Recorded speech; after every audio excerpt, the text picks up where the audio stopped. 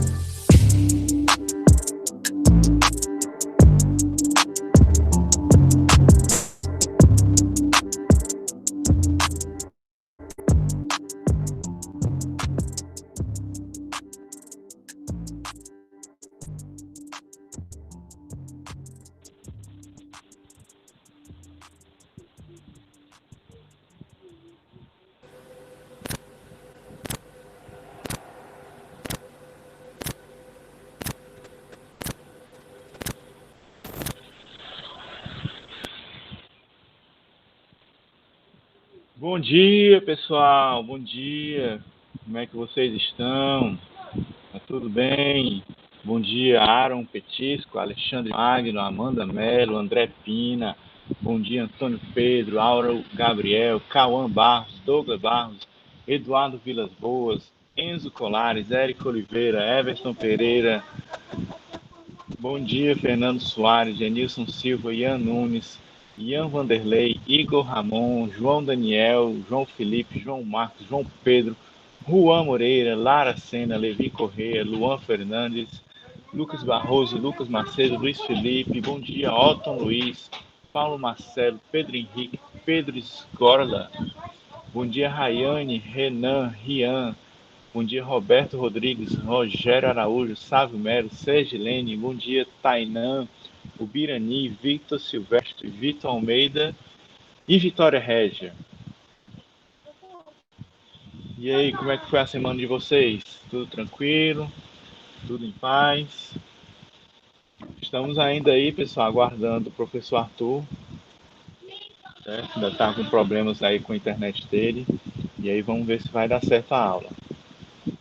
Né? O pessoal está dizendo que a semana foi puxada, vamos ficar puxado. Só um minutinho, pessoal.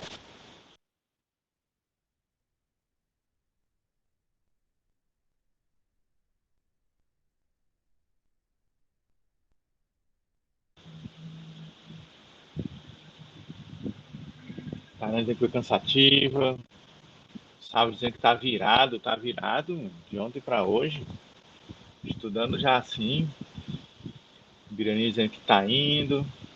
E a Sejane dizendo que tá correndo.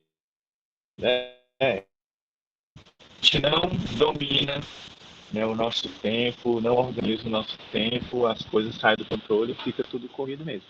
Então, uma boa dica que eu passo aí para vocês é para vocês fazerem pelo menos um esboço de uma rotina diária.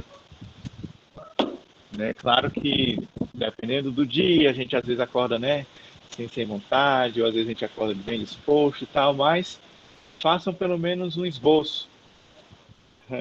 O Vitor Silvestre perguntando se eu assisto muito basquete. Tá de brincadeira comigo. Assisto muito basquete, jogo basquete desde os 9 anos e assisto demais. Lógico que depois que o meu Lakers já foi eliminado, eu fiquei meio assim, né? Assisti o resto da temporada, mas acompanho aí direto. E aí, assim, pessoal, pelo menos faça um esboço de rotina para que vocês criem um hábito, porque o que acontece? A nossa mente, né, ela é condicionada a hábito. Nós, seres humanos, somos condicionados a hábito.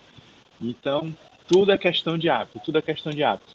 E aí, a gente precisa botar aí a nossa rotina em prática para que entre no hábito e aí pronto. Aí, com o hábito, a gente consegue se organizar melhor, consegue trabalhar nossas tarefas melhor.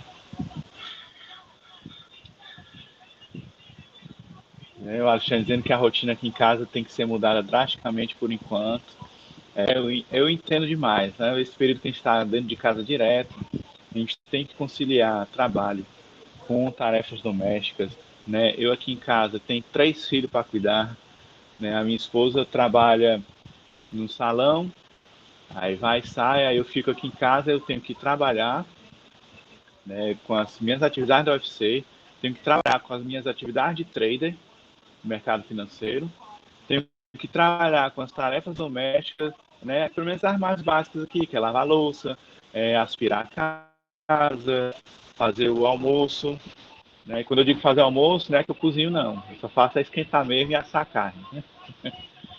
E tem uma bebê de quase 2 anos aqui que também tem que dar atenção. Né? Tem o meu filho aqui de 9 anos, que é autista, que tem que dar atenção. Né? A mais velha de 16 é que já ajuda mais. Mas ainda assim, né? Tudo é questão de rotina, tudo é questão de hábito. Só para você ter noção, né? Eu me acordo 5h45 da manhã, aí faço a minha rotina do banheiro, aí depois já faço a meditação, aí vou operar no mercado, e isso eu fico operando até umas 11 horas, só que aí eu intercalo entre operar e dar atenção aqui à família, operar e dar atenção à família. Quando é 11 horas, eu vou lá ajeitar o almoço e tal, meio-dia almoça, a pequena vai lá para a rotina dela, às vezes tira um cochilo depois do almoço, aí eu vou ler uns livros, que é a minha rotina de descanso do almoço é ler livro, né? Sempre importante vocês criarem o hábito de ler livro, nem que seja um capítulo por dia. Pega um livro e vai lendo. Né? Aí eu também mesclo entre livros de mercado financeiro e livros gerais, né? Eu comecei a ler aí a série da Anne, para quem assistiu na Netflix, a Anne Anthony. Os livros são 10 volumes, né? E aí eu comecei a ler esse livro aí. Alexandre perguntou se eu já li o Pai Rico, Pai Pobre já, e eu também acompanho a série que tem na Inversa. E aí depois de tarde eu me foco mais nas atividades da UFC, nas aulas, preparação das aulas, gravação das aulas, preparação do material e tudo mais. E aí isso vai até final da tarde. Aí depois já vem a rotina da janta, né? De noite eu faço cursos de mercado financeiro e aí também ainda assisto aula para finalmente 11 e meia-noite eu vou dormir, né? E aí, vocês lembram, eu acordo 5h45 da manhã. Então, eu durmo aí entre 5 e 6 horas, para mim já é o suficiente. E, e a gente vai levando. Às vezes sai da rotina, sai. Mas como eu já tenho esse esboço feito, então eu já tenho a tendência de estar seguindo essa rotina. Agora, se eu não tenho nada feito, aí é uma bagunça geral, fica tudo geral. E no final de semana é livre. Né? Final de semana aí eu deixo bem livre, sábado e domingo. Aí depender, por exemplo, se tem corrida de Fórmula 1, que nesse final de semana. Os jogos que são transmitidos basquete, uma praiazinha, uma piscina.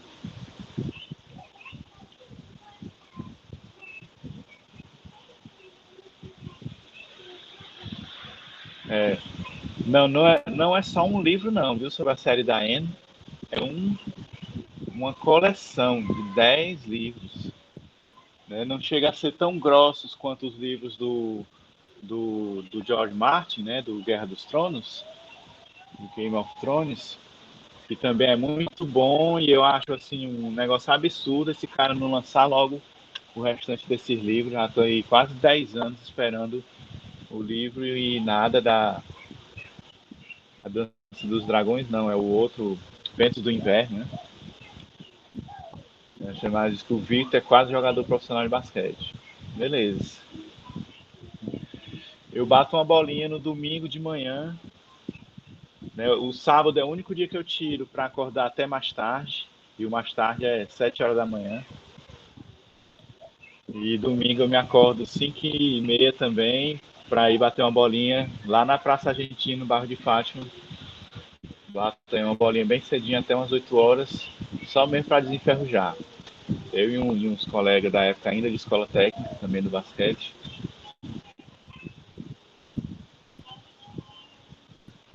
Deixa eu cutucar aqui o professor Arthur, ver se ele ainda está vivo.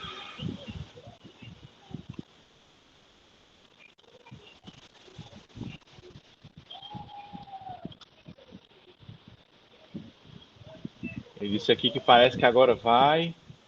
Mas estamos aguardando aqui. Estamos aguardando. Tinha dizendo que em casa teve problemas com a Covid, aí está tendo que cuidar de praticamente tudo daqui de casa, a rotina está corrida. Aqui em casa a gente já pegou 3 vezes Covid, 3 vezes. E quando a gente pega o Covid, o negócio fica trash aqui.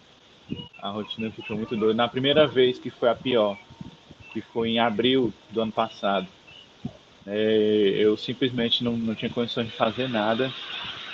Ainda bem que as aulas tinham sido paralisadas, tudo paralisado, né? Então, mas eu tinha muita reunião, né?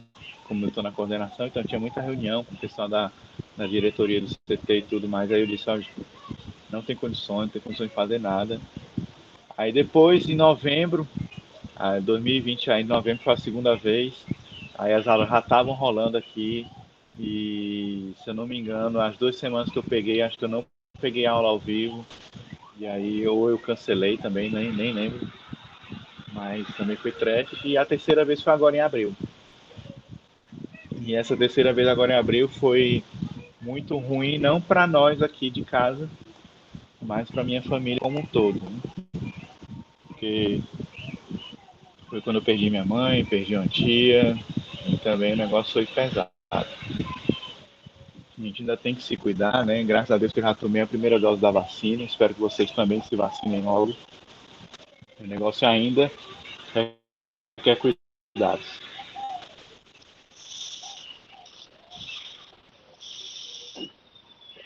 Bom dia, professor Arthur. Já está nos escutando?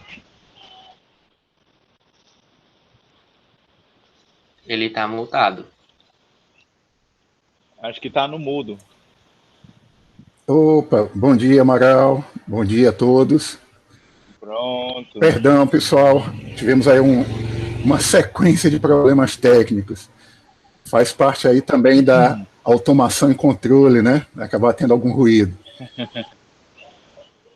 Mas espero que isso acabe sendo um indício, né, de que a gente tenha uma conversa que vai render, né?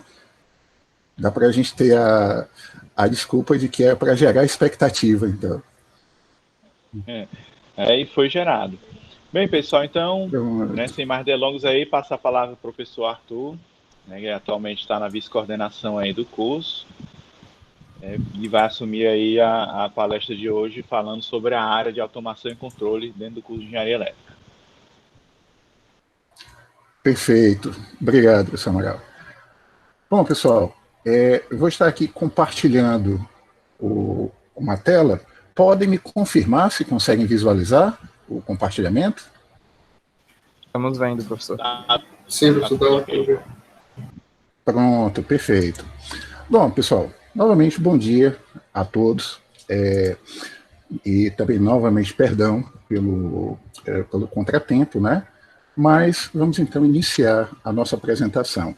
Para aqueles que ainda não me conhecem, né? Meu nome é Arthur Braga, e a gente vai estar hoje fazendo uma apresentação a respeito do tema controle e automação. Uma das áreas que vocês vão estar vendo aqui no projeto Áreas, né, da disciplina de Introdução à Engenharia.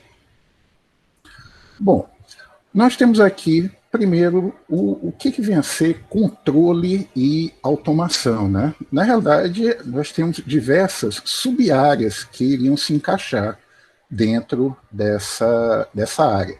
Algumas dessas sub-áreas, nós temos a modelagem, identificação de sistemas, simulação computacional de sistemas, controle clássico, digital, adaptativo, preditivo, robusto, inteligente, instrumentação eletrônica e o desenvolvimento de sistemas embarcados digitais. Ou seja, realmente muitas sub-áreas, muito assunto aqui para ser tratado. Mas a nossa ideia aqui é apresentar uma visão didática e geral, não é? De forma a que vocês tenham o sentimento do que é estudado nessa área da engenharia elétrica e possam ter, vamos dizer, um gosto do que pode ser desenvolvido aqui. Começando com, bom, o que vem a ser controle e automação e por que tantas áreas, né? A ideia de buscar sistemas automáticos não é nova. Na realidade, acabou ganhando um grande impulso na época ainda da Revolução Industrial, né? E aí a gente está falando lá de 1700. De lá para cá, nós tivemos grandes evoluções. E essas evoluções acabaram vindo tanto com um maior embasamento matemático, e daí esse primeiro tópico, né? Modelagem, identificação de sistemas. Embasamento matemático para quê? Porque eu desejo controlar o quê? Um determinado processo. E aí nós vamos tentar modelar esse processo, criar um modelo matemático, utilizando ferramentas como, por exemplo, equações diferenciais, álgebra. Nós vamos acabar criando uma forma de descrever o funcionamento daquele processo que eu desejo controlar. Nós também podemos, nós também podemos, a partir dos sinais que eu aplico na entrada desse processo e coleto na saída, também acabar ajustando um modelo. E aí eu faria a identificação do meu sistema. Então, nós podemos ter um modelo a partir de leis físicas, né? Ou nós podemos ter um modelo já padrão que eu ajusto a partir de dados que eu coleto do processo a ser modelado. Para que eu vou querer esse modelo? Bom, primeiro, se eu quero realizar o controle, eu vou ter que aplicar um sinal no meu processo para poder realizar esse controle. Qual vai ser o sinal que eu vou aplicar? A partir do modelo, eu posso pegar e planejar qual vai ser o tipo de sinal a ser aplicado. Com os recursos que nós temos hoje, recursos computacionais, nós podemos simular esses modelos matemáticos que foram levantados e o controle projetado para ter uma ideia do desempenho do nosso sistema de controle. E aí, esse sistema de controle ele pode ser de diversos tipos, né? Nós temos estratégias clássicas para projetar o controlador, nós temos o controle discreto, em que a gente já vai considerar que a plataforma em que esse controlador vai estar sendo implementado é uma plataforma digital. Nós temos controle adaptativo, preditivo, robusto, em que nós temos algumas especificações ou características a serem atendidas pelo controle, e temos também um controle inteligente, onde a gente já tem uma incorporação de inteligência artificial, inteligência computacional, para atuar no controle do processo. Também aqui no controle e automação, nós temos a sub-área de instrumentação eletrônica. O sinal que vai ser coletado do processo, como por exemplo, meu processo é uma caldeira, eu preciso pegar e coletar, então, informações de temperatura. O meu processo é um transformador que eu quero monitorar. Então, eu vou estar coletando informação de tensão, de corrente. Posso também estar coletando informação de temperatura para ver a condição em que está aquele transformador. Bom, esses sinais, como é que a gente vai estar trabalhando com eles, né? Nós vamos pegar e ter que jogar esses sinais para uma placa e depois eles vão ser tratados pelo controlador. A instrumentação eletrônica vai acabar me fornecendo a base para realizar esse tratamento dos sinais. E aqui a gente coloca como mais uma sub-área o desenvolvimento de sistemas embarcados digitais. Então, a gente tinha comentado que nós poderíamos estar simulando, né, o processo e o controlador com um computador, né, com um sistema computacional, mas nós também podemos estar desenvolvendo sistemas microprocessados que iriam estar realizando esse controle. Bom, onde é que nós podemos estar aplicando, né, os conhecimentos dessa área de automação e controle? Nós temos aqui alguns exemplos. Nós podemos estar aplicando em sistemas elétricos de potência, robótica, controle de máquinas elétricas, instrumentação biomédica, desenvolvimento de sistemas didáticos, monitoramento, automação industrial, controle de processos industriais. Nós temos aqui alguns exemplos de aplicações, né?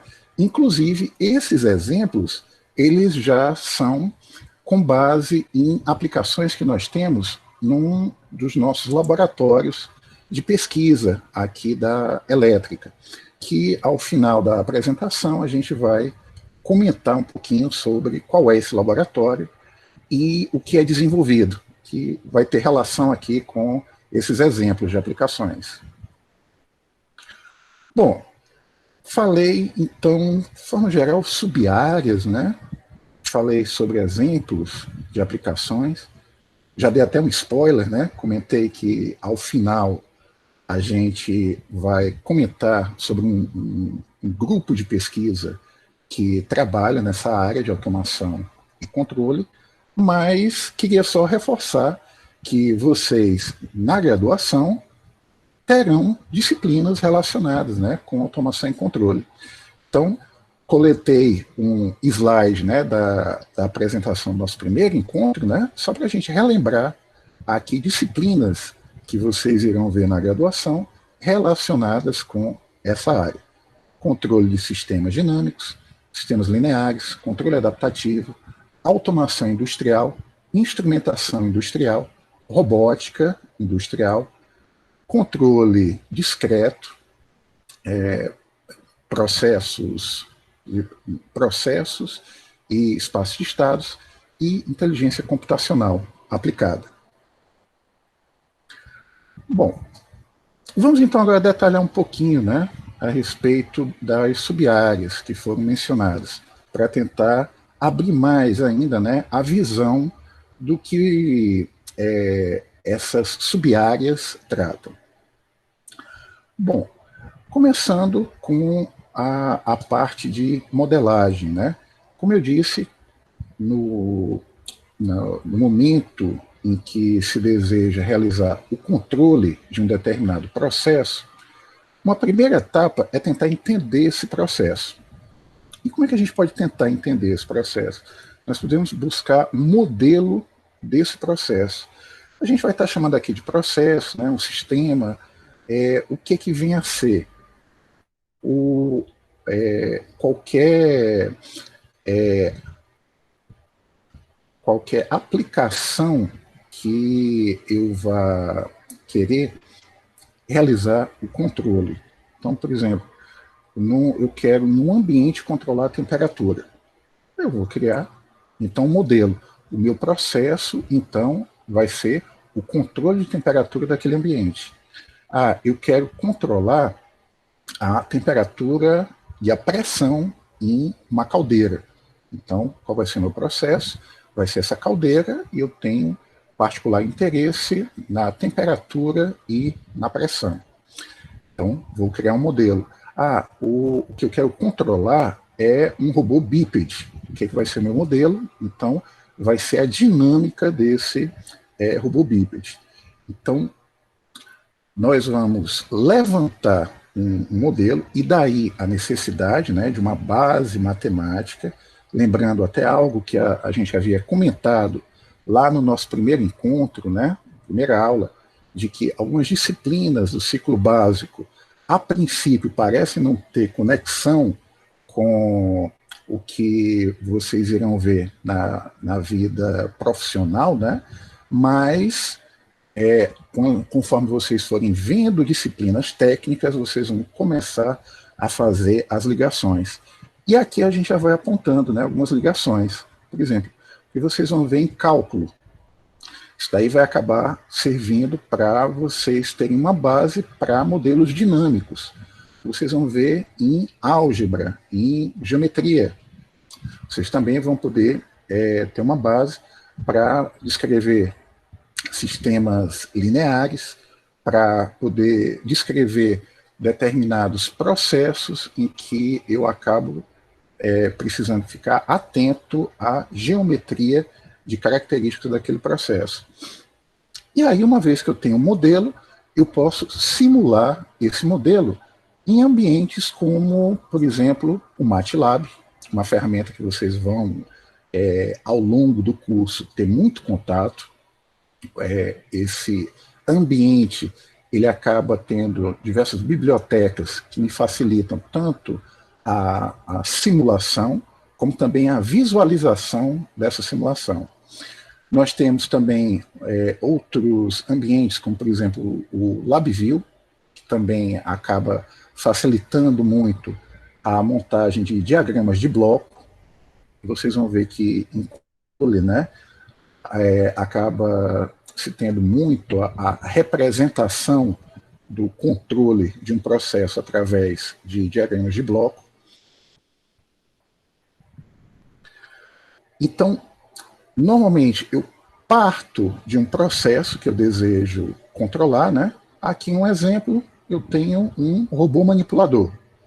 No caso, esse braço robô, né? Eu tenho uma quantidade de graus de liberdade. Então, cada dobra, né, desse robô é um grau de liberdade que eu posso atuar para tentar posicionar o atuador. O que vai ser o atuador? Vai ser a ferramenta que vai estar nessa extremidade aqui do robô.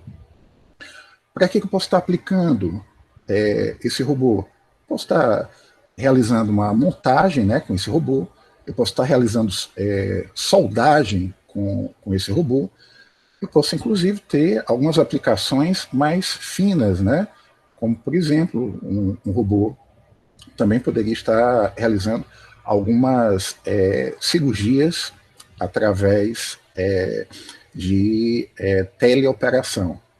Mas, independente aqui da aplicação, vamos imaginar que meu problema é controlar esse robô. O controle vai ser o quê?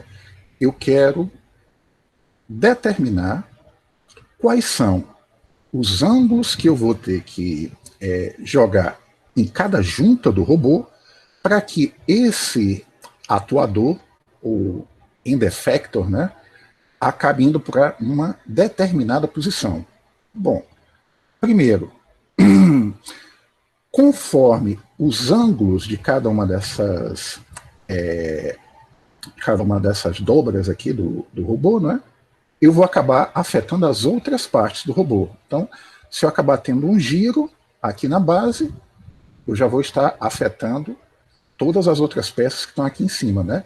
Conforme eu tenho um giro desse cotovelo aqui, né, do meu robô, eu vou acabar afetando as outras peças, e assim sucessivamente.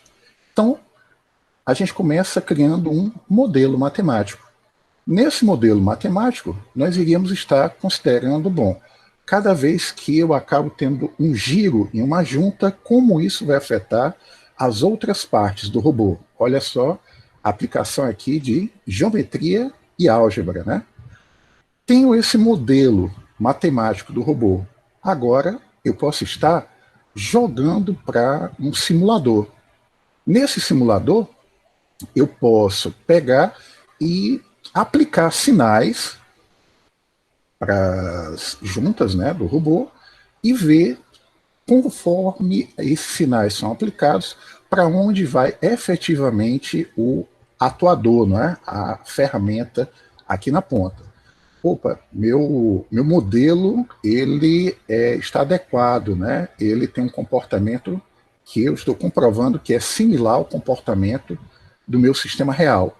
Agora eu posso estar testando controladores dentro do meu simulador para esse modelo. Eu testo esses controladores no meu simulador, é bem intuitivo que vai ser muito mais econômico e seguro, né? Testar em simulação, e conforme o desempenho que eu vou ter com esse simulador, eu acabo depois migrando esse controlador para uma plataforma, por exemplo, uma plataforma digital. Posso implementar o meu controlador em uma plataforma digital. Bom, aqui foi um exemplo. Nós temos aqui um outro sistema, um outro processo, né, em que nós poderíamos também estar seguindo essas mesmas etapas, né? O que foi que mudou? Agora a gente tem um drone, né, um quadricóptero. Nós partiríamos do sistema real. O que eu desejo controlar? Eu estou querendo controlar aqui a velocidade das pás, né, do meu quadricóptero para realizar o posicionamento. Bom, conforme as velocidades, eu acabo fazendo mudanças, né, no posicionamento do robô. Eu acabo podendo ir para frente, para trás, fazendo curvas. Então, eu crio um modelo matemático. Olha de novo aqui, aplicação de álgebra, né? Com esse modelo, no meu simulador, eu posso acabar testando, né, o quanto a minha simulação se aproxima do sistema real. Uma pergunta até que poderia surgir: como é que a gente pode testar, né, se realmente está batendo, né, com o sistema real? Eu posso estar coletando dados do meu sistema real, e os sinais que eu estou aplicando ao meu sistema real, estou aplicando ao meu modelo, e vejo a resposta do modelo real e do meu modelo, e comparo. Com isso, eu poderia ver a diferença que há, né, entre o comportamento do sistema real e do meu modelo. E uma vez que eu acabe comprovando que o meu modelo acaba sendo bem próximo do real, no meu simulador, eu posso agora estar testando controladores. A gente falou ali 2 exemplos em robótica, né? Mas essa ideia pode acabar sendo aplicada em qualquer processo que eu deseje realizar controle. Como, por exemplo, até uma turbina, algo que já vai ter uma dimensão bem maior, né? Mas também eu posso levantar um modelo matemático. Temos aqui algumas equações, né, que estariam envolvidas no modelo dinâmico dessa turbina, e depois eu poderia simular esse modelo. Um comentário aqui: os meus modelos, eles podem ter diferentes níveis de complexidade, principalmente dependendo do nível de controle que eu desejo. Por exemplo, vocês vão estar estudando muito modelos lineares. Modelo linear, o que é que eu tenho? Bom, se eu tiver uma entrada x, eu vou ter uma resposta fx. Se eu tiver uma entrada y, a minha saída, a minha resposta vai ser f de y. Se eu tiver uma entrada x mais y, e o meu modelo é linear, então a saída deve acabar sendo f de x mais f de y. Se o meu modelo é não linear, a gente já não vai ter esse comportamento. Eu vou ter que x mais y na entrada pode não ser f de x mais f de y. Então, já vai ser uma dinâmica mais complexa. E daí, nós podemos precisar de mais ferramentas matemáticas, como, por exemplo, inteligência artificial. Um exemplo, mas não é o único, né? E aqui nós temos exemplos, né, de telas em que a simulação de sistemas elétricos multimáquinas. Nós podemos, por exemplo, no LabVIEW, estar acompanhando os sinais que vêm do processo e já online está ajustando o nosso modelo com essa coleta de sinais, e também nós podemos estar utilizando essas ferramentas, como, por exemplo, o LabVIEW, para colocar no laço de controle. Eu posso estar coletando os sinais, meu controlador ele pode estar implementado aqui em software, né? E a saída do controlador ser aplicado ao processo. Bom, comentamos aqui um pouco a respeito da modelagem, né? De como a gente pode, a partir do processo real, levantar um modelo, simular esse modelo, e esse modelo eu posso utilizar para levantar o meu controlador. Mas vamos falar aqui um pouquinho mais sobre, efetivamente, o controle, né? Bom, nosso diagraminha aqui representa a ideia geral de um sistema de controle em malha fechada. O que é esse diagrama? Me diz. O meu processo, ele seria esse bloquinho aqui. Joia?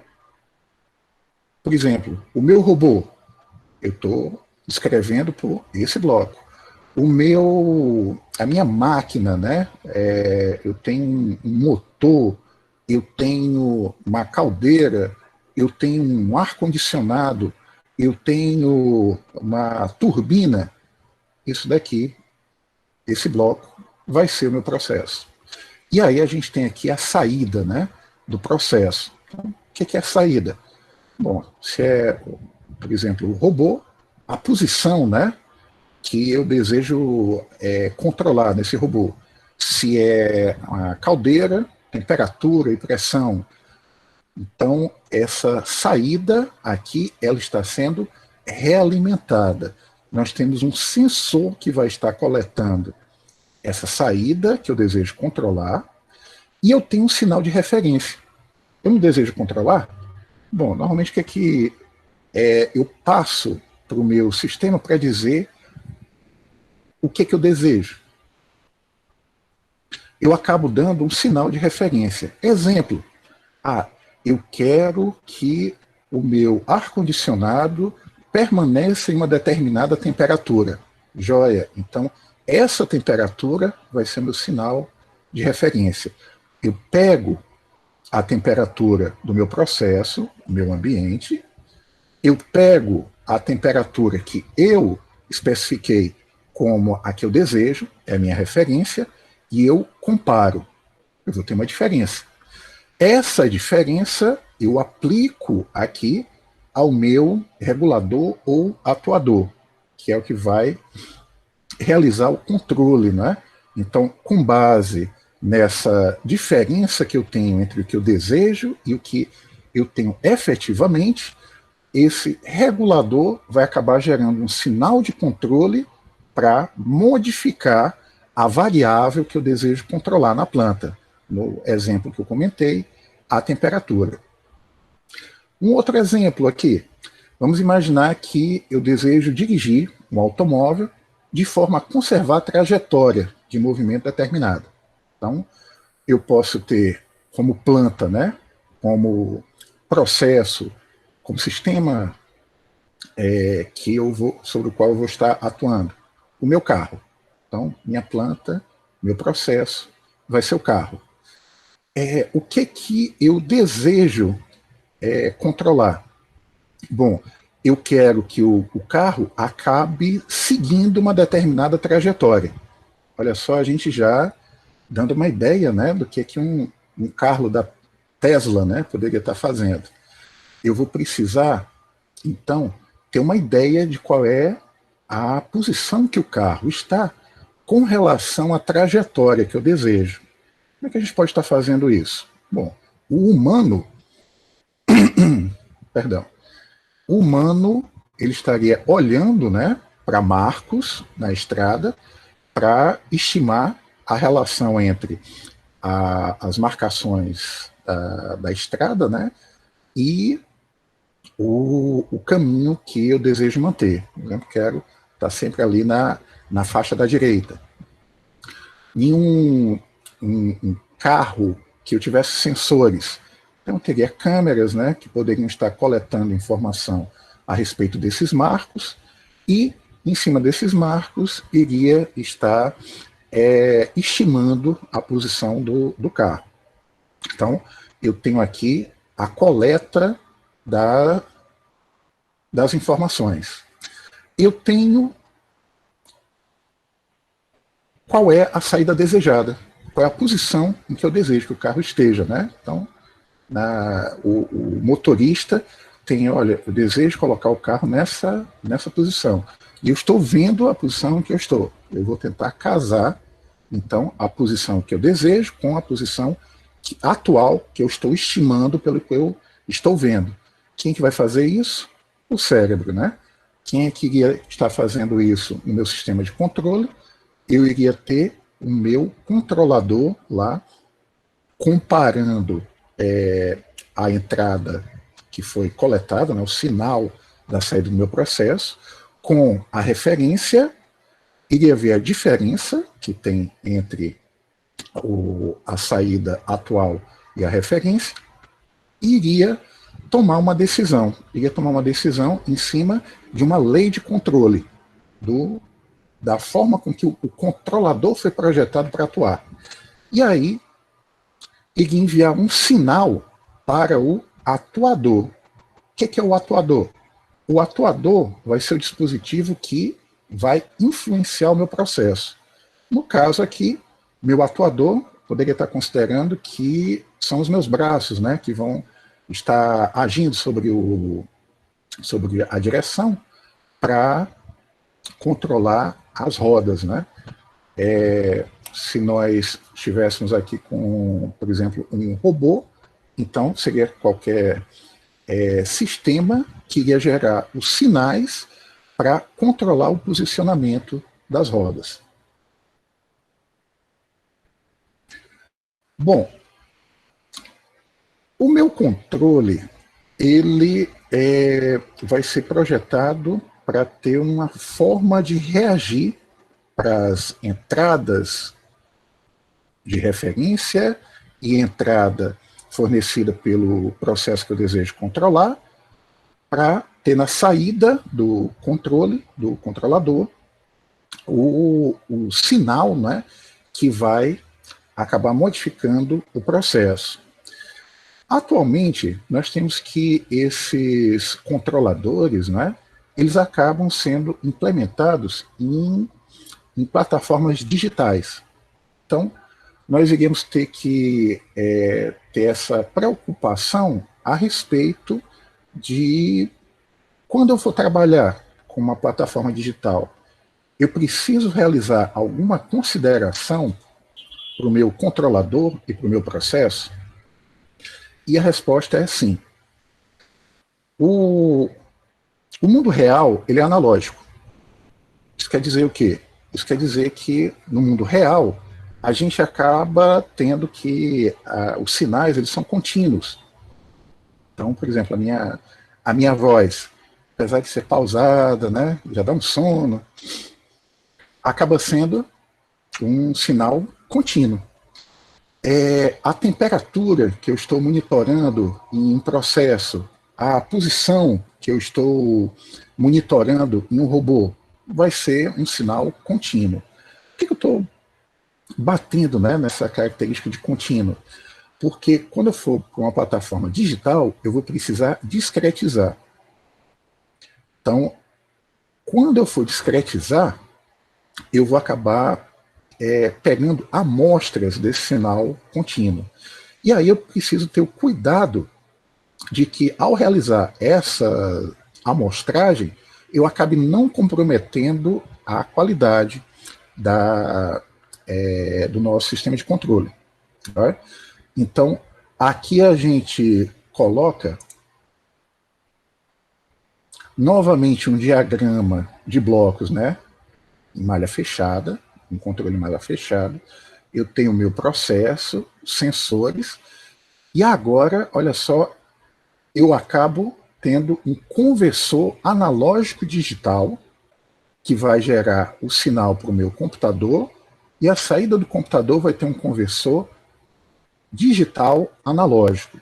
Esses dois bloquinhos aqui, eles acabam fazendo a interface entre esse mundo que é analógico, né? O meu processo gera um sinal analógico, eu digitalizo. O meu processo ele precisa receber um sinal analógico de controle. O computador ele gerou um sinal de controle digital, discretizado. Esse bloquinho aqui ele vai converter. Bom, só também como um spoiler, o tempo que eu considero para pegar as amostras, isso aí precisa ser considerado no controle digital. Mas hoje a gente acaba conseguindo coletar amostras com tanta velocidade que nós conseguimos realizar controle digital com uma qualidade excelente. Só para vocês terem um sentimento, né? Por exemplo, vocês escutam música em MP3. O arquivo, ele é digital. Então, eu tenho um sinal que está discretizado e depois é reconstruído. Mas, no entanto, isso daí é reconstruído a uma tal frequência que vocês acabam não percebendo, né, que essa música, né, na realidade eu tenho amostras que estão sendo aplicadas em sequência. Eu acabo tendo uma tal qualidade, né, no sinal que é dado pela frequência de amostragem muito alta. Um vídeo digital, posso estar imaginando que eu tenho uma sequência de fotos, né? Mas, no entanto, essas fotos, elas acabam sendo apresentadas com um espaçamento tão pequeno que eu acabo não percebendo que eu estou tendo uma sequência de fotos. Parece que eu tenho um movimento fluido, né, contínuo. Mesma coisa aqui, então, para o meu controle digital. Bom, no controle, eu posso ter um determinado sinal que me diz qual é a saída que eu desejo, né? Então, vocês estão vendo aqui o 4 vai ser o meu comando. Então, eu tenho a saída que eu desejo no meu processo. E aí, o meu processo ele tem uma determinada dinâmica. E essa dinâmica, ela não deve acabar tendo uma resposta imediata. Aliás, não vai ter uma resposta imediata. Como eu disse, o mundo ele é analógico. Como é que eu interpreto, então, o que você acabou de falar, Arthur, aqui vendo esse gráficozinho? Bom, o que eu desejo é que, nesse momento 0, a minha saída vá para 4. Mas quando eu aplico um sinal para levar o meu processo para 4, a gente vai ter essa curva aqui de baixo. Vocês estão vendo que nessa curva de baixo, eu vou tendo uma mudança crescente e depois se estabiliza, né? Ou seja, essa mudança aqui representa a dinâmica do processo. E o processo ele pode se estabilizar não exatamente no valor que eu desejo, mas com uma pequena diferença. Né? O meu controlador ele deve acabar atuando sobre o processo de forma a fazer com que essa resposta transitória, né, ela seja rápida, ou seja, meu processo ele vá mudando na direção da minha referência o mais rápido possível, e que quando estiver em estado permanente, né, quando estiver estabilizado aqui, essa diferença entre a saída essa saída que já estabilizou, ela seja pequena com relação à saída desejada. Aqui alguns exemplos, né, práticos de onde a gente pode estar aplicando essas ideias de controle. Posso, por exemplo, está querendo controlar aqui um motor. Então, eu posso estar querendo controlar a velocidade desse motor. Como é que a gente vai estar fazendo isso? Bom, vamos enxergar aquele diagrama de blocos agora com equipamentos e máquinas. Eu tenho aqui o meu motor, que eu desejo controlar a velocidade, então vai ser a minha planta. Eu tenho o encoder, que vai ser aquele bloquinho que vai medir a variável que eu desejo controlar. Então, é um sensor. Esse encoder, ele vai jogar a velocidade que foi medida para um equipamento que vai ser o inversor. E também o inversor, ele vai ser programado com a velocidade que eu desejo. Dentro desse inversor, o que é que eu vou ter? Eu vou ter o meu controlador. Esse inversor aqui, então, ele vai comparar a velocidade que o encoder leu, a velocidade que eu entrei, né? Tem aqui um tecladinho, posso estar entrando com o teclado, ou eu posso, através de uma rede, estar em um terminal programando qual é a velocidade, passo para o inversor. Dentro do inversor ele vai comparar a diferença. Eu implementei um controlador no inversor e ele vai atuar sobre o motor. Vai atuar como? Modificando a corrente que vai ser aplicada ao motor. Conforme essa corrente, o motor vai aumentar ou diminuir a velocidade. Então, nós poderíamos estar acompanhando o sinal de velocidade, né, lá do meu motor através de um gráfico como esse, né? A gente tem a curva preta, não sei se vocês conseguem enxergar, né? A gente tem uma curva que aqui está constante, mais ou menos 0,5, subiu para aproximadamente 0,7 e depois voltou para 0,5. Isso daí, então, poderia ser a minha referência, né, para onde eu desejo que a variável a ser controlada vá. Em azul, eu tenho a saída do processo, efetivamente o sinal que o processo está gerando. Então, vocês veem que, inicialmente, tanto a curva que sai do processo como o sinal de referência estão sobrepostos, né? Depois eu mudei o sinal de referência.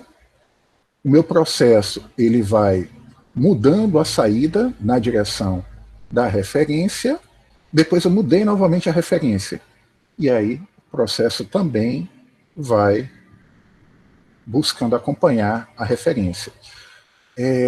Por que isso daí não é imediato, né? Por que a saída do processo não vai imediatamente para a referência? De novo, nós temos que o mundo é analógico, né? A gente tem que as mudanças elas não são instantâneas no processo. Cada processo vai ter a sua dinâmica. E aqui a gente tem um exemplo dessa dinâmica de um determinado processo, né? O tempo que leva para se conseguir deslocar a saída do processo para a minha referência. Aqui nós temos um exemplo de um outro processo, né? Em laboratório, você está acompanhando aqui um geradorzinho e nós temos curvas acompanhando, né, medidas que são monitoradas nesse processo. Bom, a gente já tem aqui um processo que tem uma dinâmica que oscila mais, né? Isso aqui já seria para tentar apresentar para vocês um comportamento que já é não linear. Então, eu tinha falado que no processo linear, nós temos um comportamento, vamos dizer, mais simples. No processo não linear, a gente já vai precisar trabalhar com determinadas complexidades que acabam exigindo mais do controlador. Uma estratégia que é muito adotada, nós podemos estar considerando que qualquer processo acaba sendo não linear, de forma geral. Mas, se eu acabar desejando trabalhar apenas dentro de uma determinada faixa, eu vou acabar fazendo com que o meu processo ele esteja bem próximo de ser linear. Então, por exemplo, eu desejo controlar uma temperatura. Vocês veem que eu acabo pegando muito esse exemplo, né? Eu tenho um processo que eu quero controlar a temperatura. Qual é a faixa em que eu desejo controlar a temperatura? Eu desejo controlar, por exemplo, de 30 graus até 200 e tantos graus. Bom, dentro dessa faixa, eu posso ter um comportamento que é não linear. Mas se eu restringir mais, não, agora eu vou trabalhar só entre 70 e 90 graus.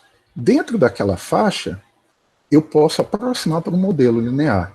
Então, também é uma estratégia que é muito adotada. Uma forma também de trabalhar com sistemas não lineares no controle é utilizar inteligência artificial. E uma das formas de utilizar a inteligência artificial são as redes neurais artificiais. O que a gente vai ter de uma rede neural artificial? Na verdade, a gente tem diversos modelos de redes neurais. Tá? Aqui só para se ter uma ideia de quando se formalizou mais, né, esse estudo das redes neurais artificiais. Nós temos que, lá na década de 1940, se começou a ter modelos simples de neurônios. E na década de 1980, ou seja, já tem um espaçamento aí de 40 anos, né? Nós vamos acabar tendo um boom das redes neurais com o algoritmo backpropagation. Esse algoritmo ele acabou permitindo treinar neurônios que estão organizados em camadas. Então, lá na década de 40, a gente tem de 1940, né? Nós temos os primeiros modelos bem simples de neurônios. E na década de 1980, com o algoritmo backpropagation, a gente acaba tendo algoritmos que conseguem treinar redes neurais mais complexas. Por que esse gap aí, né, de 40 anos? Por conta de dificuldades para conseguir realizar o ajuste de pesos de neurônios que estão em camadas diferentes. Arthur, pesos, camadas, como assim? Um modelo que é muito conhecido de rede neural é o modelo perceptron de múltiplas camadas, que a gente apresenta aqui nesse diagrama, né? Cada bolinha aqui seria um neurônio. Tá? Então, vocês estão vendo que a gente tem uma primeira camada, né? Tem esses neurônios, uma segunda camada com outros neurônios, uma camada de saída, e a gente tem aqui uma camada de entrada, que seriam sinais que eu estou aplicando à minha rede. E de uma camada para outra, a gente tem setas. Tá? Então, a camada de entrada está conectada com a primeira camada escondida por sinapses, por conexões que têm pesos. A primeira camada está ligada à segunda camada escondida também por sinapses, por conexões que têm pesos. E a segunda camada escondida com a camada de saída por também conexões, por sinapses que também têm pesos. Um problema que o algoritmo backpropagation tratou é justamente como ajustar os pesos entre essas camadas. Qual é o paralelo desses pesos, os neurônios e o que efetivamente acontece no nosso cérebro? Bom, cada neurônio, a gente tem aqui um exemplo, né, de neurônio. Cada neurônio, ele acaba se conectando com os outros neurônios através de sinapses. Cada neurônio, ele recebe sinais através da sinapse de outros neurônios. Esses sinais, eles acabam gerando um potencial elétrico, e quando esse potencial elétrico acaba extrapolando um determinado limiar, o neurônio dispara. E esse disparo acaba sendo repassado para os próximos neurônios que estão conectados. Então, seria mais ou menos assim. Essa bolinha aqui é um neurônio. Essa bolinha está recebendo sinais dessas entradas. Essas entradas têm pesos. Então, esses sinais ponderados, quando acabarem chegando a um determinado limiar, esse neurônio, ele dispara, ele gera uma saída. Essa saída vai ser propagada para os neurônios dessa camada. Mesma coisa vai estar acontecendo com esses outros neurônios, né? Ou seja, o sinal entra nessa camada e vai sendo propagado até gerar uma saída.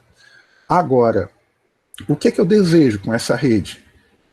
Eu desejo que para uma determinada entrada eu obtenha uma determinada saída.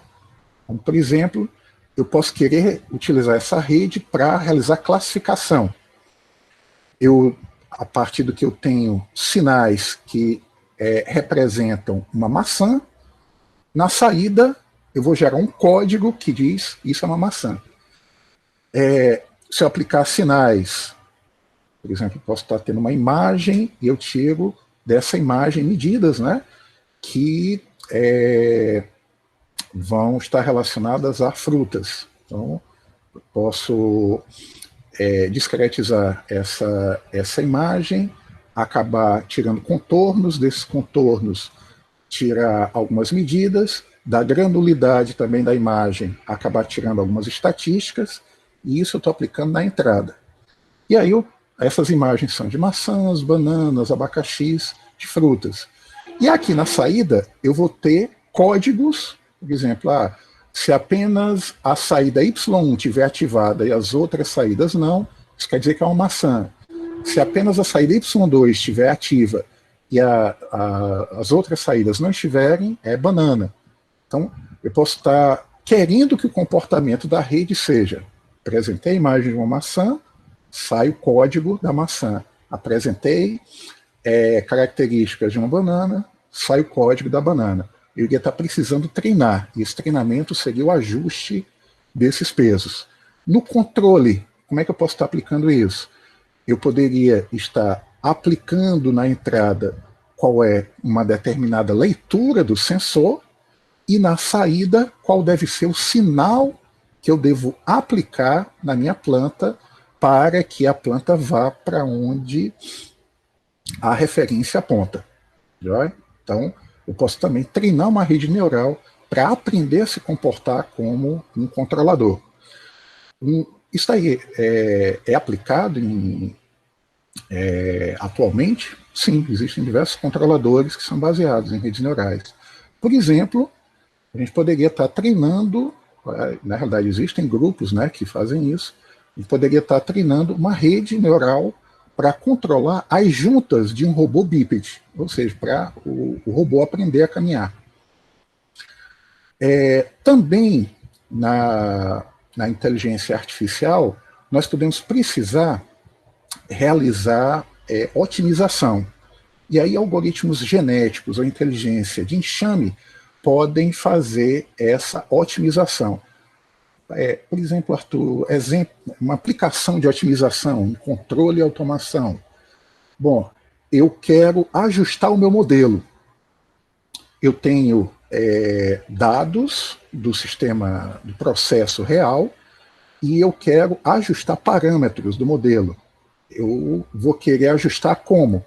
A saída do modelo com aqueles parâmetros deve ser bem próxima da saída do processo real.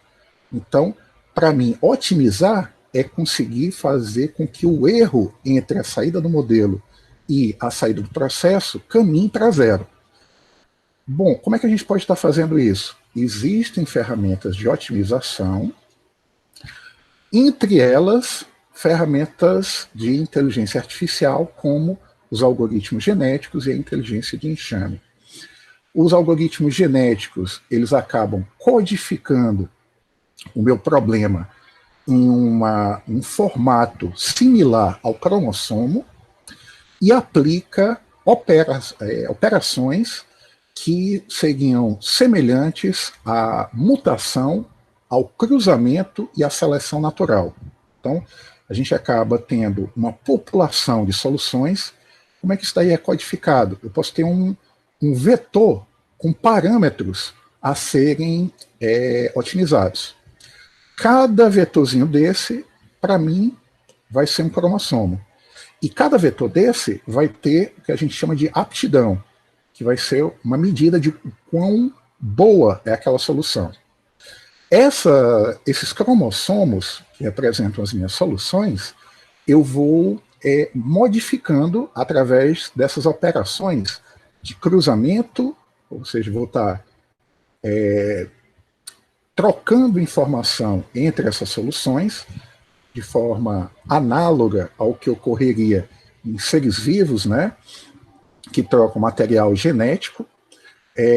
Eu posso estar aplicando operações de mutação, em que alguns elementos do cromossomo com uma determinada probabilidade acabam sendo modificados, e tenho também a operação de seleção.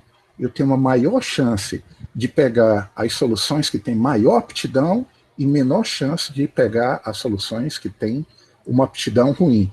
Por que eu não pego só as soluções que têm uma alta aptidão?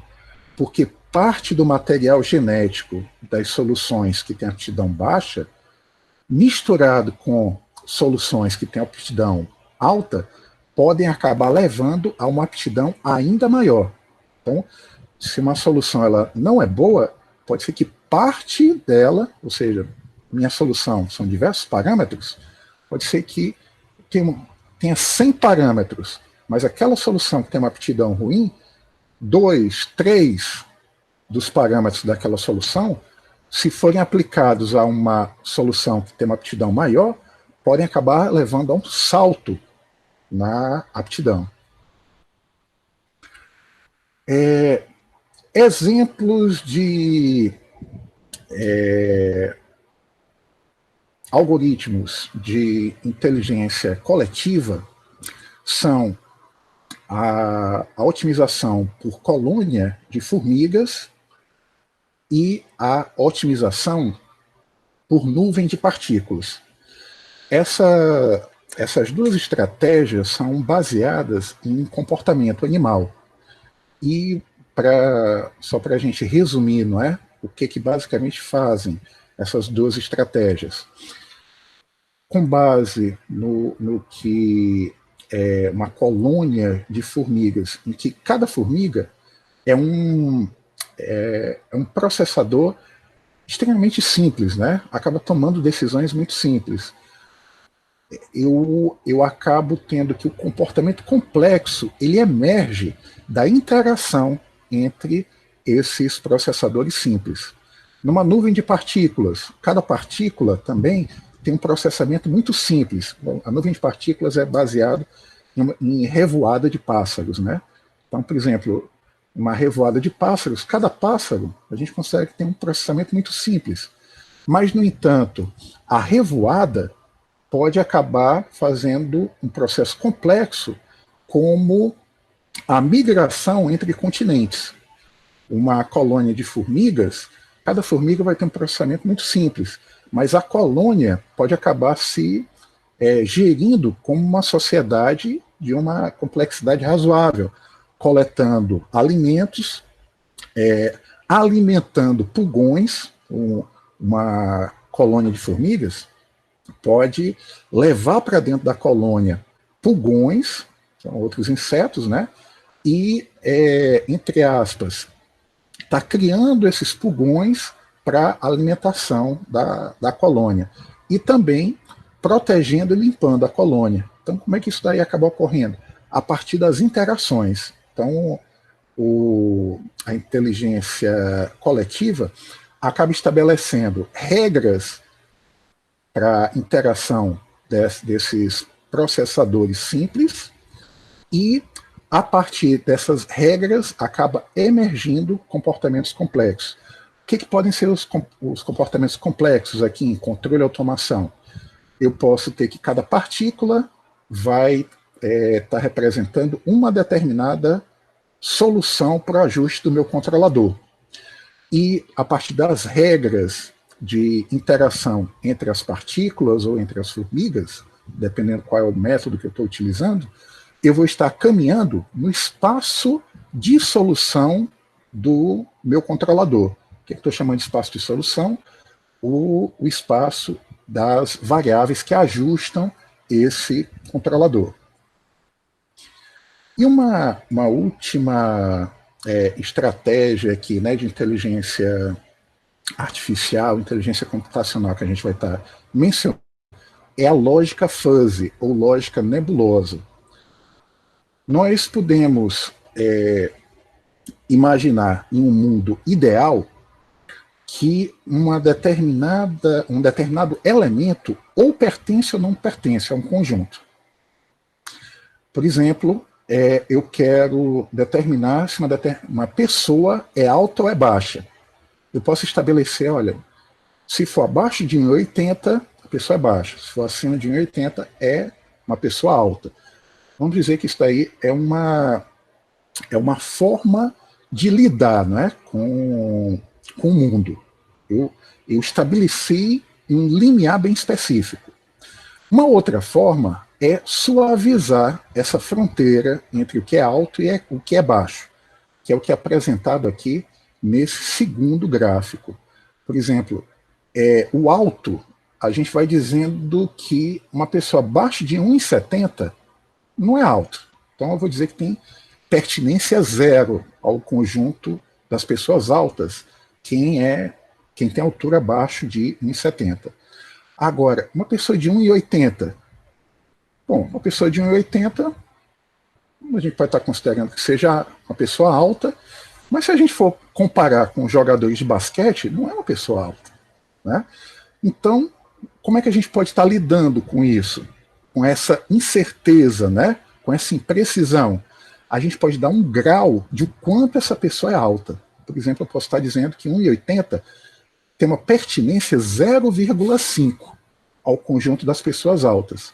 Agora, uma pessoa de 1,90, eu posso estar dizendo que, com pertinência a 1, meio que dizendo, com certeza é uma pessoa alta. O que muda desse segundo gráfico para o primeiro? É a forma com que eu estou lidando com o conceito de alto. No primeiro, eu estabeleci um limiar. No segundo gráfico, eu tenho uma transição, né? Aqui. Essa transição é uma forma de lidar com a incerteza. Essa forma é o que a gente vai estar usando para os conjuntos nebulosos que servem de base para a lógica nebulosa. Então, eu vou ter pertinências que agora não são um elemento apenas pertence ou não pertence. Ou é 0 ou é 1, não é? Um elemento ele pode pertencer parcialmente a um conjunto. E esse pertencer parcialmente é uma forma de lidar com a incerteza. Para que a gente pode usar isso daí em controle? Nós podemos estar fazendo o seguinte, a gente pode estar considerando que o nosso sinal a ser controlado, ele tem uma incerteza. Então, por exemplo, eu quero controlar um determinado processo, né, em que eu vou atuar sobre a temperatura e a pressão. E eu posso, usando lógica fuzzy, pegar e ter essa regra aqui para controlar o meu processo. Qual é a regra? Se temperatura é fria e pressão é baixa, então a válvula é P2. Fria, baixa e P2 vão ser conjuntos nebulosos. Lembrando, conjunto nebuloso um elemento que eu pego, qual é o meu elemento aqui, eu vou medir uma temperatura. Eu coleto pelo sensor a temperatura. Eu coleto a pressão. Eu coleto a posição da válvula. E aí eu vou ver o quanto aquela temperatura pertence ao conjunto frio. O quanto a medida de pressão pertence ao conjunto baixa. E eu vou dizer o quanto a válvula ela vai ser ajustada para estar no que eu coloquei como posição P2. Posição P2 vai ser ali um conjunto que representa a abertura da válvula. Arthur, qual é a vantagem que tem estar trabalhando com esses conjuntos nas regras que geram o sinal de controle?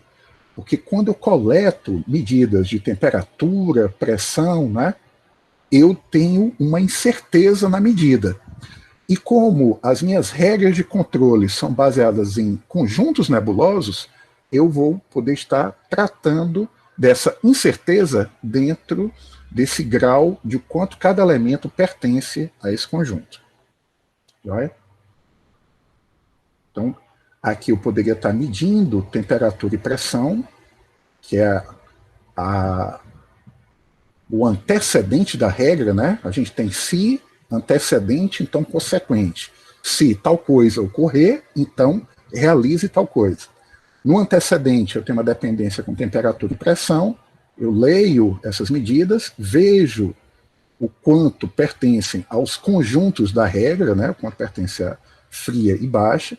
Dependendo dessas pertinências, eu vou ter o grau de ativação da regra, e esse grau de ativação da regra vai indicar a ativação da saída P2. Então, é uma forma de lidar com incerteza usando fuzzy em um sistema de controle. Bom, pessoal, o que a gente apresentou aqui, até agora, está dentro do que vocês estarão vendo nessas disciplinas que eu havia mencionado lá no início da nossa apresentação, na nossa grade de graduação. A gente já está aqui chegando às 10, né? Então, eu vou só comentar um pouco a respeito daquele grupo de pesquisa, né, que eu falei, que trabalha com automação e controle aqui dentro do departamento. É o GEPAR, Grupo de Pesquisa em Automação, Controle e Robótica. Esse grupo de pesquisa está atuando na pós-graduação, né? Então nós temos mestres e doutores que já foram formados no GEPAR, mas nós também temos iniciação científica, alunos de graduação que já tenham visto disciplinas tratadas aqui no GEPAR, podem estar participando de iniciação científica, participando de pesquisas e interagindo com alunos de pós-graduação. Nós temos aqui um resumo das linhas de pesquisa do GEPAR. Para agilizar um pouquinho mais, a gente vai passando aqui para um exemplo do que o GEPAR possui, né? A estrutura do GEPAR acaba tendo diferentes ambientes. A gente tem um ambiente em que alguns processos estão lá para fisicamente poderem ser utilizados. Nós temos um outro ambiente de estudo. Esses ambientes estão aqui no nosso departamento de elétrica, e temos também um ambiente em que estão robôs, principalmente robôs móveis. Uma das linhas de pesquisa, né, do GEPAR é justamente com robôs, inclusive temos também robôs drones, né? Esses drones têm aplicações, inclusive em pesquisas para empresas que têm parceria com o GEPAR, como, por exemplo, empresa no Porto de Pecém, para monitorar material que está chegando a essa empresa. Então, esses robôs, eles têm um sensor, que é o LIDAR, que podem fazer uma varredura laser e acabar permitindo estimar a quantidade de material que está chegando por uma esteira que abastece a empresa com que o GEPAR tem parceria lá. Um outro robô que também está disponível lá é o Nanook, que acabou sendo uma doação de um engenheiro da NASA. Nós tivemos alguns alunos que, a partir de um programa de intercâmbio, acabaram passando um período, né, com esse engenheiro, e a partir dessa interação ele acabou fazendo essa doação. E nós temos esse robô com uma plataforma para teste de algoritmos de planejamento de trajetória. Aqui o Nanook também acaba sendo equipado com o LIDAR, com aquele sensor de varredura laser, né? Um outro projeto que nós temos é com veículo elétrico, que até nós tivemos aí uma palestra, né, em que comentaram mais sobre esse veículo elétrico. Nós temos também projetos com uma incubadora neonatal para realizar o controle de temperatura e umidade dentro da incubadora. Também foi construído um modelo, um protótipo, né, de incubadora. Na realidade, nós temos duas incubadoras, né? Nós temos um modelo, uma incubadora que foi montada no GEPAR, um protótipo, né, e uma incubadora comercial. Temos também algumas implementações que trabalham com sinais a serem monitorados e aplicados no desenvolvimento de dissertações e teses dos alunos de pós-graduação do GEPAR.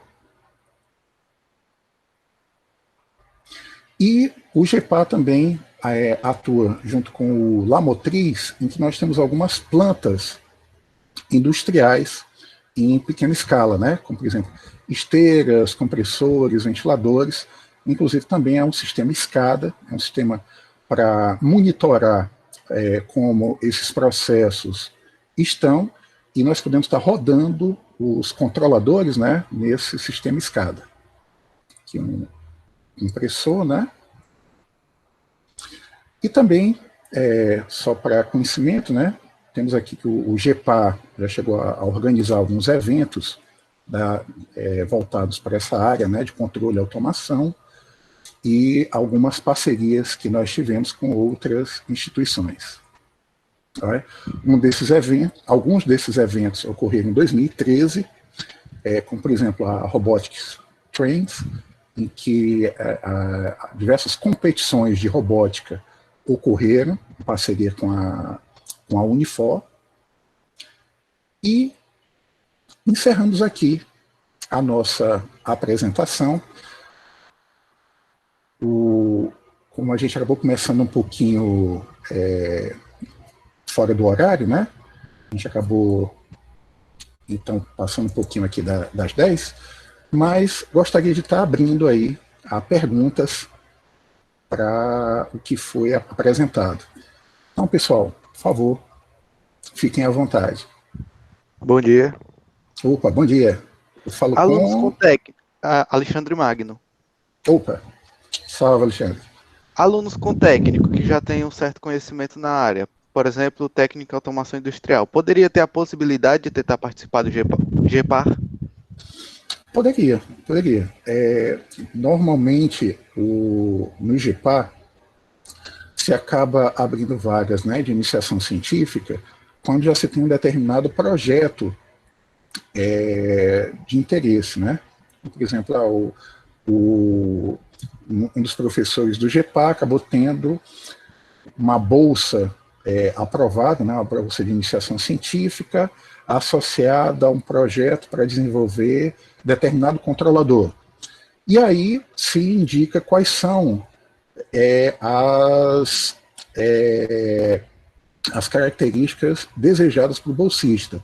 Se o aluno que acabou vindo, por exemplo, do Instituto Federal, acabar batendo, né, com essas características, na entrevista o professor já poderia estar aceitando a inscrição, sim.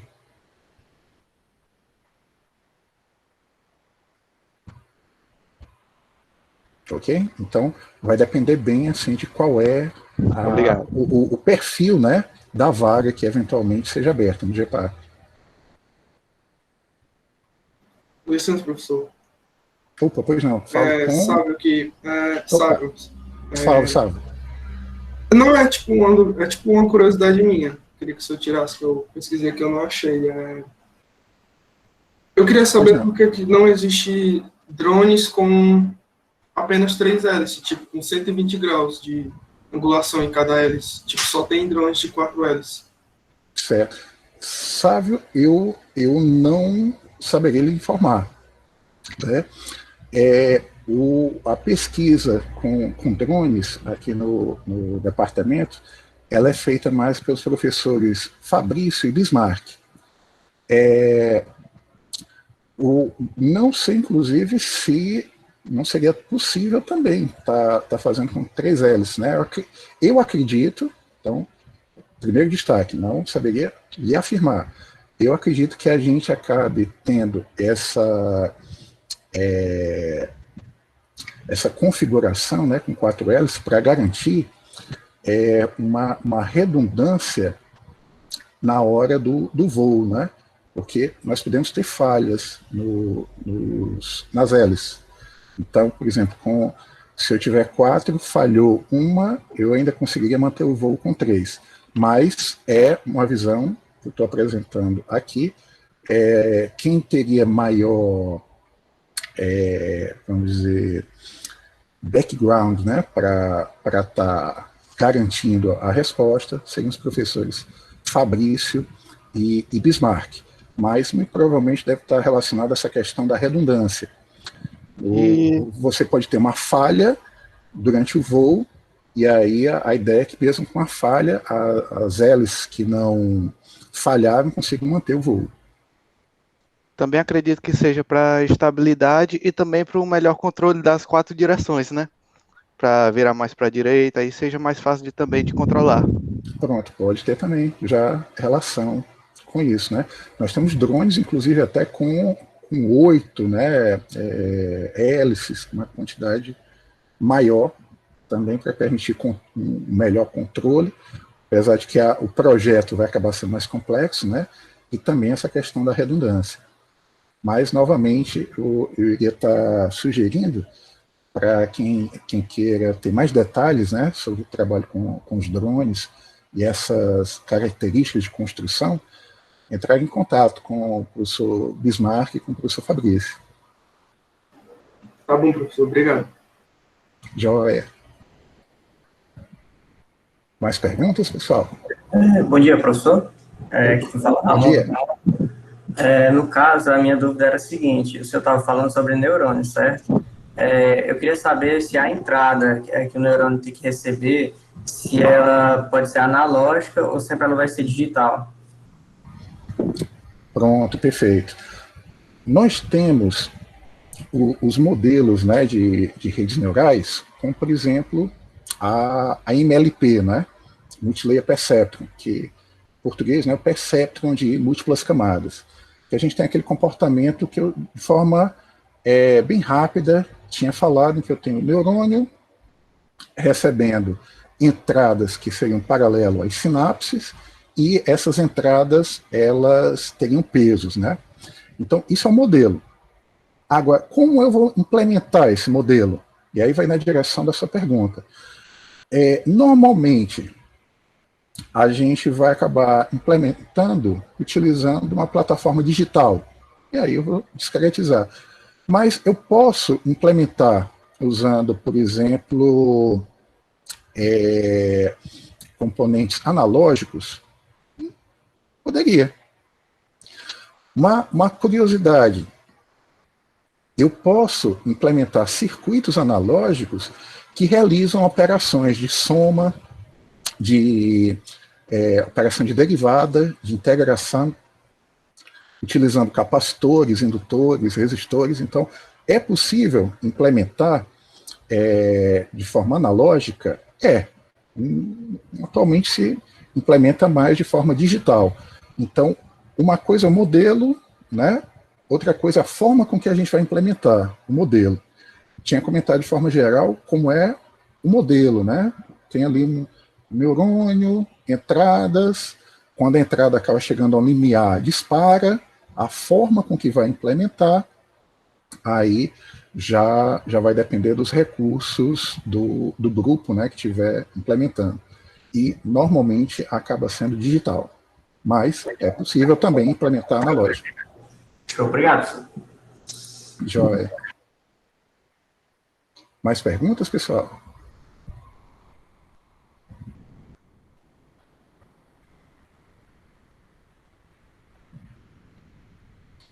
Vejamos aqui se tem alguma pergunta também no chat. Opa, temos aqui um convite, né? Professor Rafael Amaral. Comentário aqui também.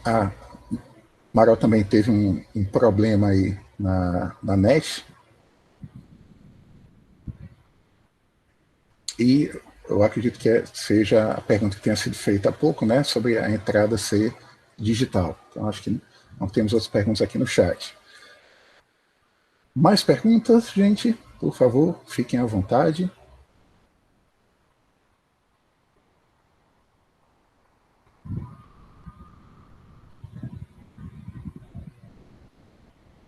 Tranquilo?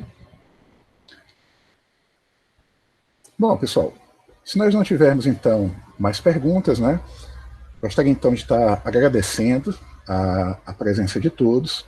Espero que tenha conseguido passar uma ideia, né, dessa área de controle e automação e também está fazendo a ligação, né, do que vocês vão estar vendo de disciplinas na elétrica relacionadas a essa área e também o que nós temos de pesquisa, né, nessa área. Já vai estar mais dentro do grupo de automação e robótica, né, já dentro do GEPA. Também deixando aí o convite para quando for possível vocês visitarem o GEPA em outros tempos, né, a visita aos laboratórios faria parte do início da disciplina de introdução à engenharia, mas quando a gente tiver a oportunidade, espero que em breve, de voltar ao presencial, já está aqui firmado o convite para que vocês visitem o GEPA e possam, em loco, tanto tá vendo esses robôs, né, que eu mencionei, como também as plantas, né, os processos que nós também temos disponíveis lá, como, por exemplo, a incubadora e também os motores, a esteira, os compressores e ventiladores. Joia? Então, pessoal, obrigado. Encerramos aqui a nossa apresentação. Espero que tenha dado uma boa visão para vocês e qualquer coisa estamos aí à disposição. Joia? Bom dia a todos, pessoal.